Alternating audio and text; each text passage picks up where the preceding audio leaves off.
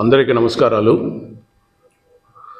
నిన్న మాజీ ముఖ్యమంత్రి వైకాపా అధినేత వైఎస్ జగన్మోహన్ రెడ్డి గారు సుదీర్ఘ టైం ప్రెస్ మీట్ పెట్టారు.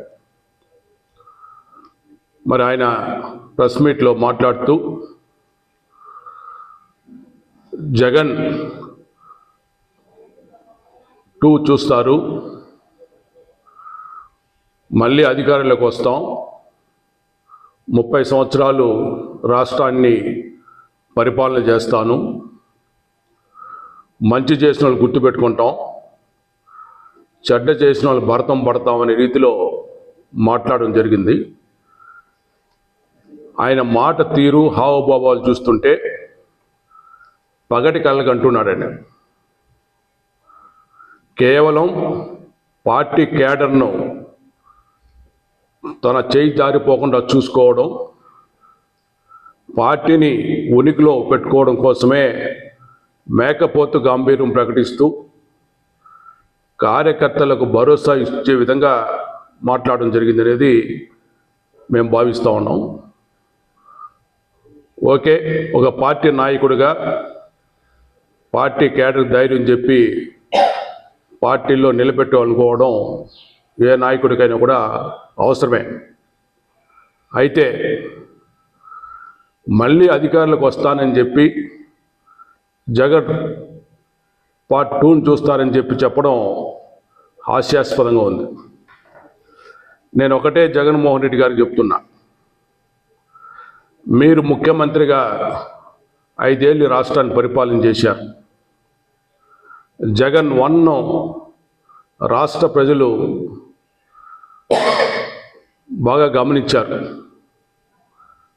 మీ పరిపాలనను కళ్ళారా చూశారు.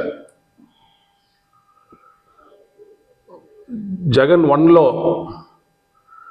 5 ఏళ్ల పరిపాలన జరిగినటువంటి అరాచకాలు, దోపిడీలు, భూ కబ్జాలు, అదేవిధంగా ఎస్సీ, ఎస్టీ, బీసీ మైనార్టీలు పైనటువంటి దాడులు, హత్యలు, శిరోముండనాలు, అదేవిధంగా వారి కేటాయించిన నిధులు దారి మళ్లించడం, ఇంకో పక్క ఫ్రీ హోల్డ్ అంటూ అసైన్ భూములు అంటూ మాయ చేసి ప్రజల భూములు కొల్లగొట్టడం, సంక్షేమ కార్యక్రమాలకు బటన్ నొక్కడం అని చెప్పి లక్షలాది మందిని సంక్షేమ పథకాలకు దూరం చేయడం, కరెంట్ ఛార్జీలు పెంచేసి కరెంట్ ఛార్జ్ ఎక్కువ వస్తుంది కాబట్టి మీకు సంక్షేమ పథకాలు కట్టని చెప్పడం,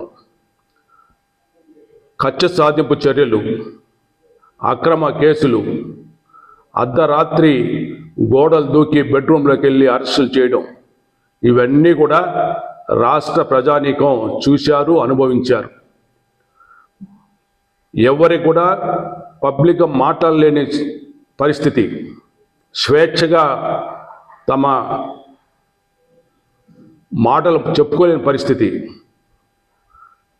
ఇలాంటి అణచివేత చర్యల ద్వారా, నియంత్రణల ద్వారా మీ పరిపాలన కొనసాగింది.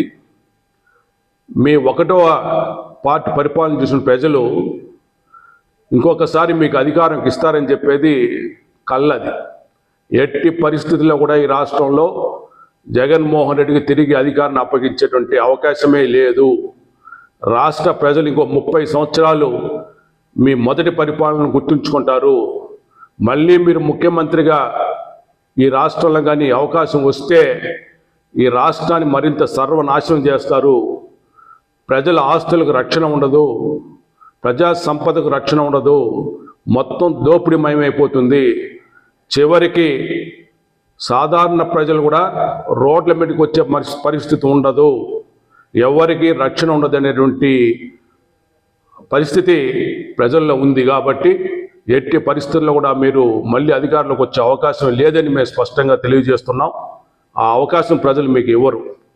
అదేవిధంగా ఈరోజు చంద్రబాబు నాయుడు గారు మోసం చేశాడు, బాబు ష్యూరిటీ భవిష్యత్తు గ్యారంటీ కాదు, మోసం గ్యారంటీ అని చెప్తున్నారు మీరు. ఇది తప్పుడు ప్రచారం. చంద్రబాబు నాయుడు గారు ఎప్పుడు కూడా ఇచ్చిన హామీలను చిత్తశుద్ధి అమలు చేస్తారు.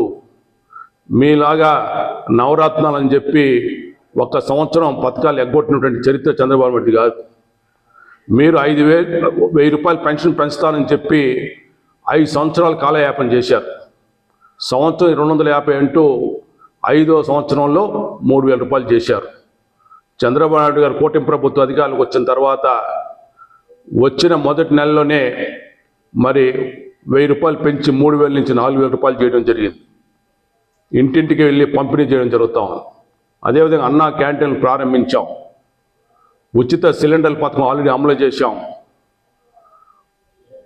టైటిల్ యాక్ట్ రద్దు చేశాం. సూపర్ 6 పథకాలు ఇప్పటికే కొన్ని పథకాలు అమలు చేయడం జరిగింది. ఈ సంవత్సరం 3 పథకాలు మేము అమలు చేయబోతున్నాం. తల్లికి వందనం కింద ప్రతి విద్యార్థి కూడా రేపు మే తర్వాత పాఠశాల ప్రారంభించేటప్పటికే 15,000 రూపాయలు ఇవ్వబోతున్నాం. అదే రైతులు కూడా రైతు భరోసా కింద 20,000 రూపాయలు కూడా ప్రారంభించబోతున్నాం. సూపర్ 6 పథకాలన్నీ కూడా మేము అమలు చేసి తీరుతాం. ఉచిత బస్సు ప్రయాణం కూడా ఈ ఉగాది నుంచి ఇవ్వబోతున్నాం. మీకు దీని గురించి ఎలాంటి అనుమానాలు పడాల్సిన అవసరం లేదు. మీరు ఓర్వలేకుండా కూటమి ప్రభుత్వం 7 నెలల కాలంలోనే 6.5 లక్షల కోట్ల రూపాయలు పెట్టుబడులు తీసుకొచ్చి 4,75,000 మంది పైగా ఉద్యోగులు ఇచ్చేటువంటి అవకాశం కల్పిస్తూ ఉంది. ఈ రాష్ట్రం మళ్ళీ పెట్టుబడులు వస్తున్నాయి, సంపద పెరుగుతూ ఉంది. ఇవన్నీ చూసి వరవ లేకుండా మీరు ఈరోజు కూటమి ప్రభుత్వం విమర్శలు చేస్తున్నారు. మీరు ఎన్ని చెప్పినా కూడా కూటమి ప్రభుత్వం ప్రజల ఆదరణ పొందుతుంది. అదేవిధంగా అసెంబ్లీకి పోని విషయం మీరు మాట్లాడుతూ అసెంబ్లీకి పోవాల్సిన అవసరం ఉంది, బయట ప్రెస్ మీట్ పెట్టి కూడా మేము చెప్పాల్సింది పబ్లిక్ చెప్పొచ్చు అంటున్నారు. మరి అలాంటప్పుడు మీకు ఎమ్మెల్యే పోస్ట్ ఎందుకని నేను సూటిగా ప్రశ్న చేస్తున్నా.